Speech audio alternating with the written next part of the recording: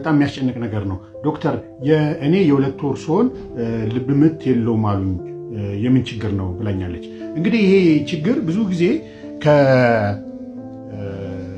ልብ ምት ድንገት ነው የሚነገርሽ፣ ምልክት አይኖረውም። በአልትራሳውንድ ስትሄጂ የአልትራሳውንድ ልብ ምቱ ሳይታይ ሲቀር ልብ ምቱ ልጁ ውስጥ ችግር ተፈጥሮበታል ይባላል። ይሄ ሚስድ አቦርሽን እንለዋለን። እንግዲህ ብዙ የሚያስጨንቅሽ ነገር አይደለም።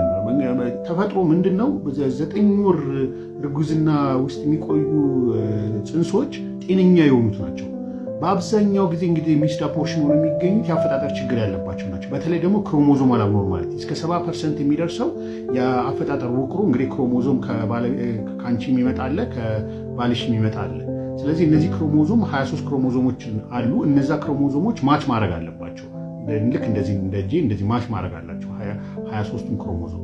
ስለዚህ ምንድነው የክሮሞዞም መናጨቶች ይመጣል። ለምሳሌ እንዲህና እንዲህ ከሆነ አንድ ተጨማሪ እንዲሆንና እንደዚህ ከሆነ ትራይፕሎይዲ እንለዋለን። ሌሎችም አሉ፣ ፖሊፕሎይዲ የሚባል ደግሞ እንደዚሁም ሌሎችም ተርነር ሲንድሮም የሚባሉ አሉ። የተለያየ የክሮሞዞማል አብኖርማሊቲ በጽንሱ እስከ 9 ወር እንዳይቆይ ያደርጋል ማለት ነው። ይሄ የአንቺ ችግርም አይደለም፣ የባለቤትሽም ችግር አይደለም።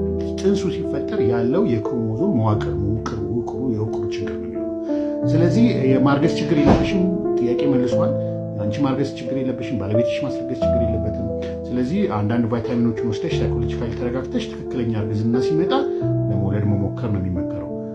ከዛ ውጪ እንደዚህ በጣም ከተደጋገመ ያው አንዳንድ ተጨማሪ ምርመራዎች ሊያስፈልግ ይችላል። ከዛ ውጪ ግን ይሄ ኖርማል ሊሆን ይችላል። በሚቀጥለው ጊዜ ቫይታሚኖችን ወስደሽ ሳይኮሎጂካሊ ራስሽን አረጋግተሽ እርግዝና መምጣት የምትችይውን በአክብሮት ገልጽልሻለሁ።